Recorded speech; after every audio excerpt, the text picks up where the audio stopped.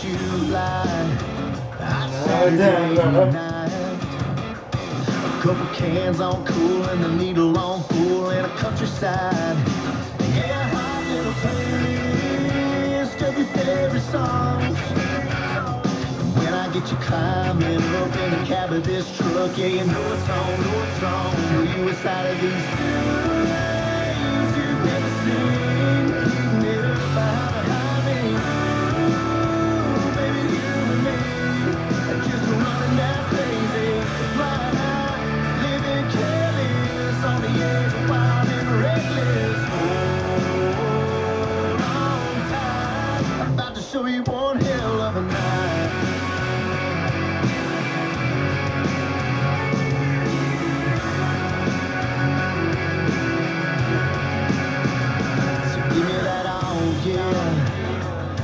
Me there, look.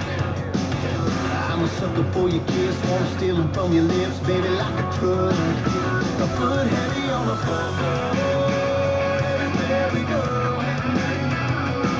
I'm talking once in a lifetime, blowing your mind, burning down these back roads. Inside of these two lanes you've never seen, heating it up behind the highway.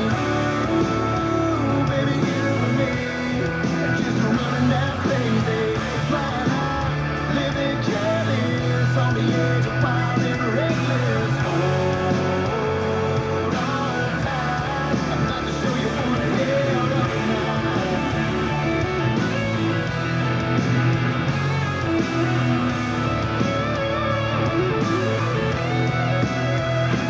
Give me that on, yeah, now give me that on line. Girl, give me that, let's go, and I'll give you that good, good time. Inside of these two lanes you've never seen, heating it up behind the highway. Ooh, baby, you and me, just running that crazy, flying high, living careless, on the edge of wild and reckless. Hold on tight, I'm about to show you one hell of a night. Yeah, once in a lifetime night. Live it down and ride one hell of a night.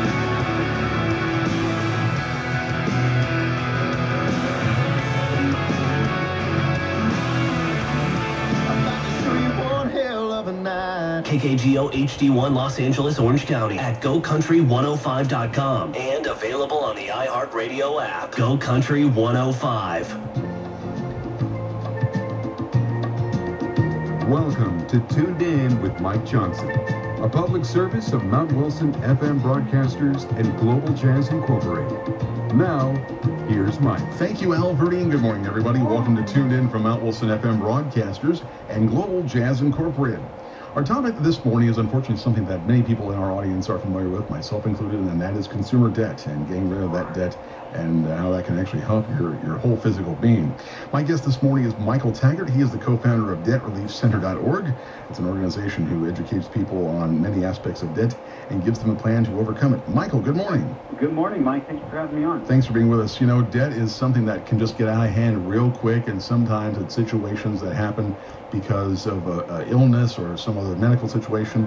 Sometimes there's school things. You know, of course, all the stories we've heard about debt that the student debt that is in existence right now is just astronomical. In your estimation, where do you think the majority of the debt that most people have these days comes from? Yeah, well, there's a lot of different categories, and I was looking at recent statistics put out by the Fed, and in terms of revolving debt, which is what credit cards would fall under, things of that nature, it's over $1 trillion. We start talking about mortgages, we're adding, more trillions more, and students are in the trillions too. Student loans in particular are very insidious, and there's a bit of a thing in the fabric of our country that has been very much, you go to college, you get a degree, and then you can pay off getting that degree. Right. And when you've had federal subsidies come into the student loan, into student loan programs, what you find is tuitions have risen at thousands of percent of inflation, much higher than any other consumer good or anything. Wow. And this money is backed by the federal government, so the the colleges are just raising tuition because people just get loans to pay it. The problem is, though, and I know we're talking about student loans here, but they don't go away in bankruptcy. Student loan is now protected in the way the laws are written. It lasts even through bankruptcy, and they last forever. We see a lot of that. There are limited things you can do, other than just buckling down and, getting on a plan to get out of student loan debt. Mm-hmm. But the good thing about the consumer debts, credit card debts, people are living paycheck to paycheck, and, credit cards become that stopgap.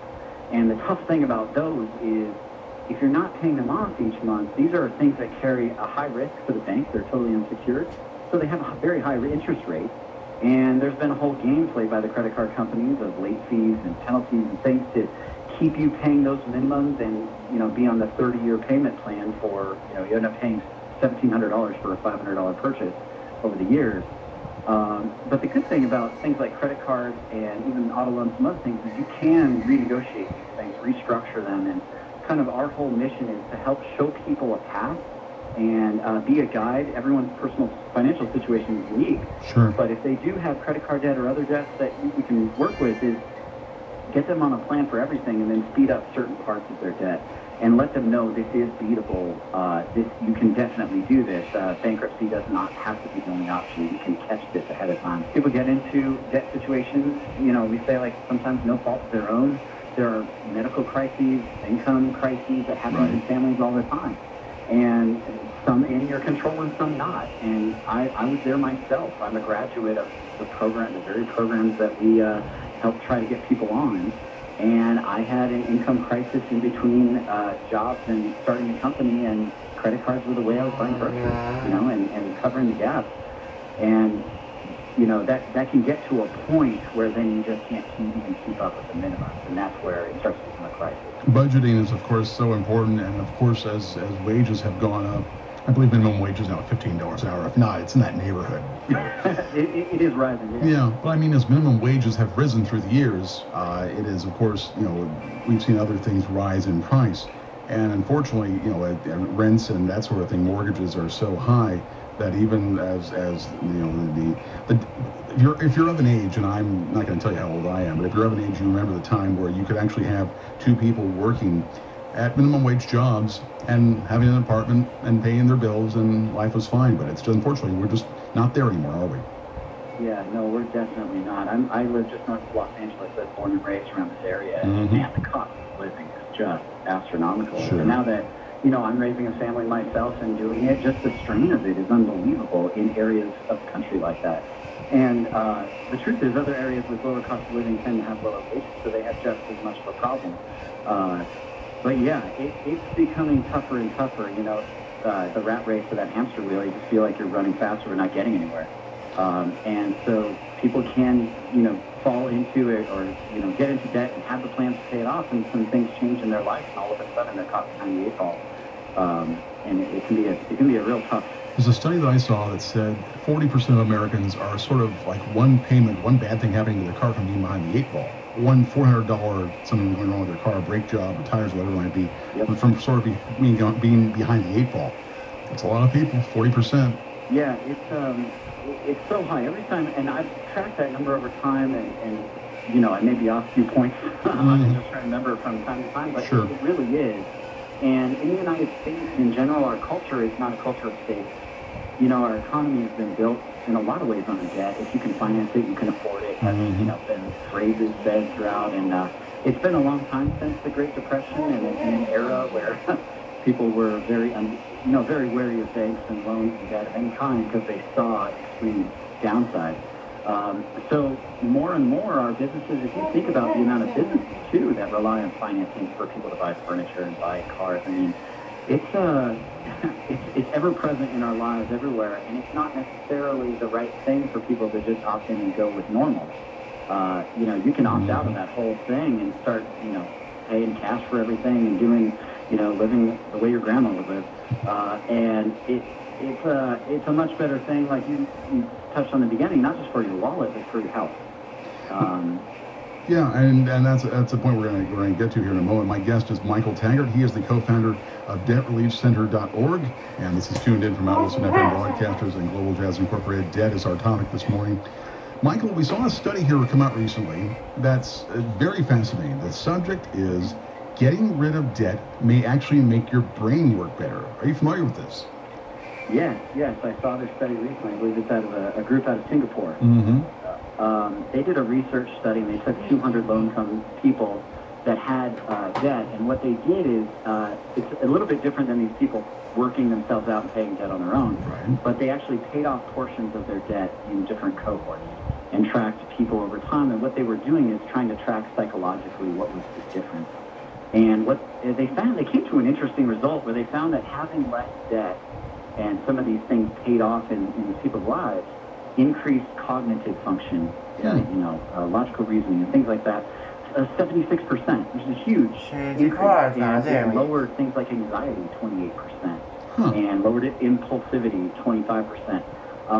And I see this every day with the people that we help, and I think the study was really impressive to me in the fact that, okay, their debts were paid off for them, but what we see is people buckling down, they're sick and tired of being sick and tired, and they figure out how to do it, and the sense of accomplishment as each car gets paid off, or each account, and all of a sudden they're changing their family legacy, and they're making positive traction.